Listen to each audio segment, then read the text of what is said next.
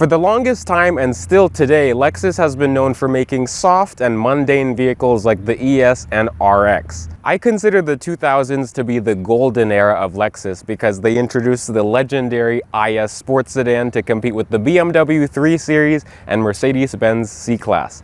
The real question is, did Japan do better?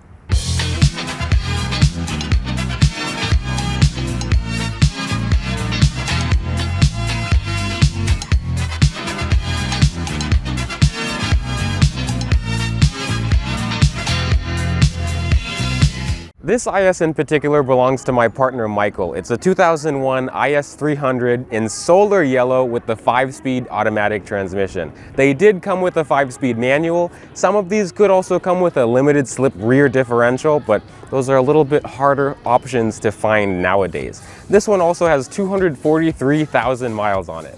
So in terms of modifications, I have done a little bit to this car to make it a little bit more my own. Starting cosmetically, this car is actually one of 500 from '01 that got the Rod Millen treatment. So back in the day, Rod Millen was a race car driver turned tuning enthusiast who took some of these cars, gave them a custom body kit. So that's why you see the different front lip on the car. He would have side skirts, I just don't have them on the car as well.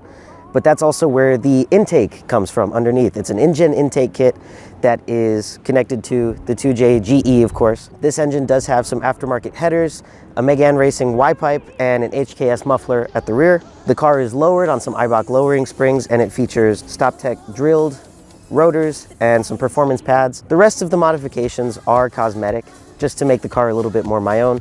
The windows have been tinted. I've done some interior modifications, some little TRD bits here and there. There's aftermarket taillights, LEDs to modernize it a little bit more, some carbon fiber just as a little trim piece, an L-tuned TRD rear lip, and some black chrome badges off of an IS 300 Sport design.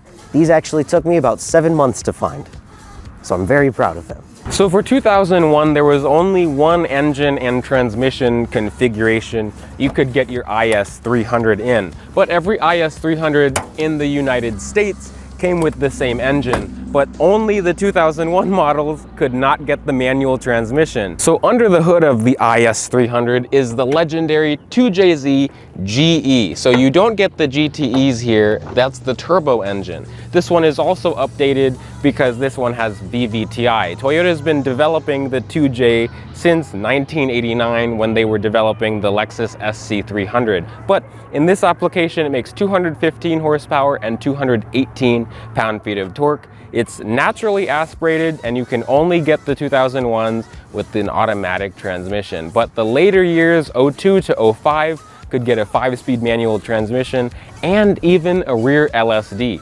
So yes, this is a 2J. It is a similar engine that you'll find in the Mark IV Toyota Supra, but those did not have VVTi, and those were also turbocharged. Well, twin turbocharged, only some of them. So over the years, you could get your IS 300 with several different wheel designs. These are the most common ones that you'll see. They're 17-inch alloys, but you could even get a base spec with a 16-inch wheel with, you know, that seems more luxury oriented. In 03, Lexus added the Sport Design package, which had these multi-spoke wheels, which I like a lot. And you'd get a fancy Sport Design badge on the fender, and then the black chrome badges that Michael put on the car. So there's 3 different ways you could open the trunk in an IS 300. You can either pull the little lever inside the car, turn the little keyhole inside the trunk, or by holding the trunk button on the key fob. There we go, thank you. But these cars already are small, but this has a subwoofer in it. Without the subwoofer, you'd have 10 cubic feet of volume, which isn't that bad, you know, but it's small. Like the GS, my GS has like 16 or 17 cubic feet, but with this sub, you could probably fit like a child in here or something. And underneath the floor, I appreciate Lexus of this time, and Toyota did this too. You have a full-size spare tire. Now you just get donuts. And even in the new IS, you don't even get a donut. You just get like a phone number to call, and then, you know, like be miserable on the side of the road in the rain, on the beltway, being by yourself. I'm going on a tangent. In the back of the IS 300, it's not too bad back here, but you know, I really would say this is a 4-seater, you know, than anything. You can fit 5 people, but the drive shaft hump here is like huge. And then, you know, the hump is always like the center seat of shame. No one likes that. This, for being, you know, a small sedan like this, I'm actually somewhat, well, pretty comfortable. Legroom, you know, of course it's not great, but I still have space in front of my knees. I can fit my feet under the seats. Headroom isn't too bad either, and I'm 5'9", and the driver's seat is in my driving position. Also, I like that these cars have side airbags for people that are caring about safety, but you know, whatever. But there is a little armrest here, you know, and a pass-through, it looks like, but the rear seat, does the rear seat fold? The rear seat does not fold in the IS, just like my GS. You have an ashtray for rear passengers here. There's also these two cup holders here. Oh, that's like baby, like kid size. See, stay tuned for a rant about cup holders. I'm only just getting started. But before we get on to that, there's no air vents back here. It's only single zone climate. But in terms of comfort, Lexus did a pretty good job. Now, this really is a driver's car. This was Lexus's driving car. Now, the first thing, a complaint. I love this car, so I'm biased. But the first thing, as you'll get into one of these, you'll fall in because there's no center console. I think there's an aftermarket mod that you could get something that's taller, so you could, you know, I don't know if there's any storage, but you know, you won't fall into the car. Speaking on storage and various things like that, cup holders. This is how big the cup holders are in this car, and it's the same thing in my GS. These are the only two cup holders in the front of the car. There's no cup holders in the door cards, and the door cards, the little pockets are small too.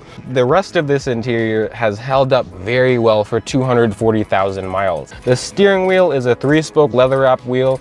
You don't have paddle shifters in this car, but you can manually shift with the up and down buttons. The up is on the back and the down is on the front. Another thing I wanted to mention is the gauges. These are some of everyone's favorite parts of the interiors of these cars. Also, people do the white gauge cluster swap, well, gauge bulb swap, which looks nice and modern. That's a nice touch that people do to these. I also wanted to talk about the seats. They're not like super tight, super supportive. There's like a one-size-fits-all type of thing. It's like an Alcantara on the inside and then like a leather on the outside. Very nice, and it's perforated as well. These aren't heated or cooled. I think some of these could get heated seats, but that's a very rare option. I've only seen maybe one of them with. Now coming to the center stack, you have single zone climate control, but it is automatic, which is a nice touch. This one has an aftermarket head unit in it. There's a traction control button, which I like in these older Lexuses and Toyotas. You push track off, it turns everything off. This one, like Michael said, has the TRD shift knob and the 5-speed automatic transmission. You have a manual mode, and that's how you use the buttons on the steering wheel. There's also a power mode for the transmission and a snow mode, which starts the car in 2nd gear. It works, but you know, you just really learn how to drive in snow. Another thing before I let you guys go, well, not let you guys go, before we go out for a drive, you have HomeLink, which is surprising in a more more affordable sports sedan for 2001. And of course you have a sunroof, and these old Toyotas have nicely sized sunroofs. So we're gonna get on the throttle here.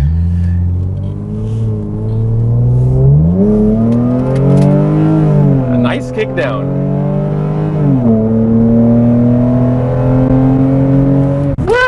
That was fun, a little jump. There's birds on the street. For being 200 some horsepower, 218 horsepower, this is a pokey engine. And you know, this car is running, it should be at least, like a brand new IS because of all the things that have been done to this in the past year or like 2-3 years. One of the things that I did want to mention compared to my GS is how much tighter and smaller this car feels. Like the steering is much more responsive. It has the same feel. Well, this has a little bit more feel than the GS. That's something that I wish my car had. There's more road feel. It's more quick to respond to steering inputs. The throttle response, because this is mechanical throttle, is so much better than my GS. Because I have the GS 430. I'm not sure if the GS 300s had a mechanical throttle. Ooh, a Solara. I like that. I like the mechanical throttle a lot more on this car. And even this car is on lowering springs, it still rides pretty nice. And this is not the smoothest road in the world. And on the highway, this is a nice cruiser too. But this car really is meant for the back roads, and we are soon going to hit them. But let's see here. Hopefully there's no car. I'm gonna do manual mode. Oh, I'm on 5. Damn. Oh.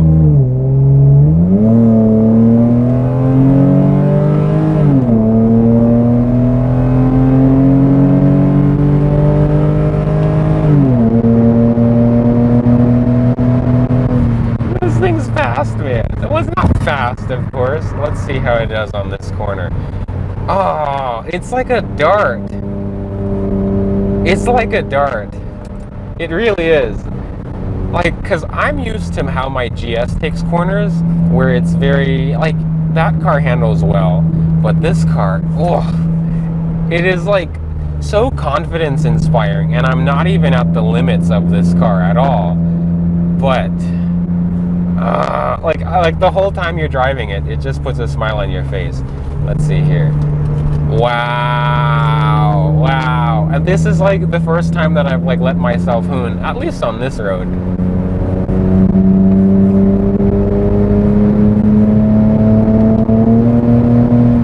It does not feel like we're doing 80. And then, like, nice. The brakes are nice too. The brakes are similar to my GS. That is something that I do like. Yeah. Little jump. Let's see this corner.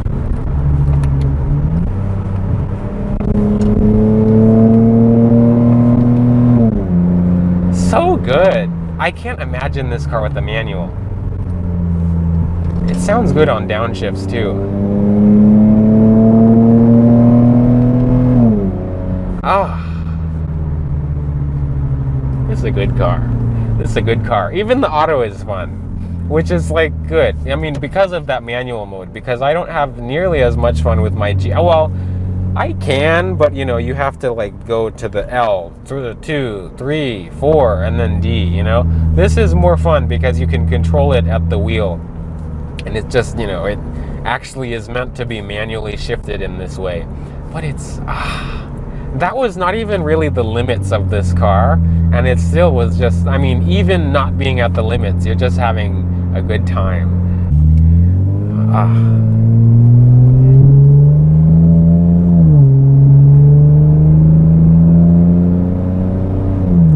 The transmission still shifts smooth too. That's why this era of Lexus is one of my favorites. Like the IS300, GS, well, the GS300 and GS430, the LS430, all of the Lexuses of the early 2000s, they have that feeling of just like it's like driving butter, but in a really good way.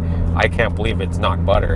And like, that's something about modern cars today that I guess is a little bit of a tangent, that people, like brands, are targeting modern cars like Nissan Kicks and like little crossovers like that to like people like us, our age. We don't want that. We want, well, at least, you know, a majority of us, you know, the enthusiasts want cars like this that are fun to drive, you know, that you actually have road feel. You're not driving a big computer on wheels. This is fun, and this is why we like putting ourselves through these 200,000 mile cars that give us tears of happiness and frustration and joy. Anyone that's a car guy would understand that.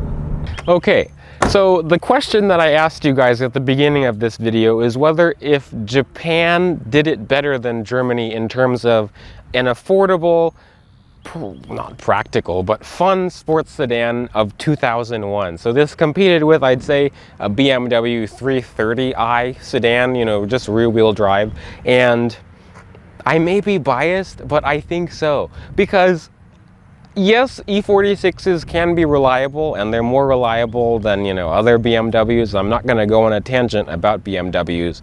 Well, I already am. But a 240,000 mile IS in this shape, you know, that you can like hoon every day. Sure, you could do that with an E46, but there's just something about Toyota quality that you just have to drive one of these to figure it out. If you're interested in buying one of these on Marketplace or Craigslist, the market is really crazy on them, you know, because there's some that are way at the bottom, and then if you have a manual IS with an LSD and everything, every option that you want, that's like a $10,000 car. It's very crazy. But on that note, enough rambling. Thank you for watching this video. Thank you for liking, commenting, and subscribing, or disliking. But stay tuned for many videos like this and many videos with this IS, and I'll see you in the next one. Bye, peeps.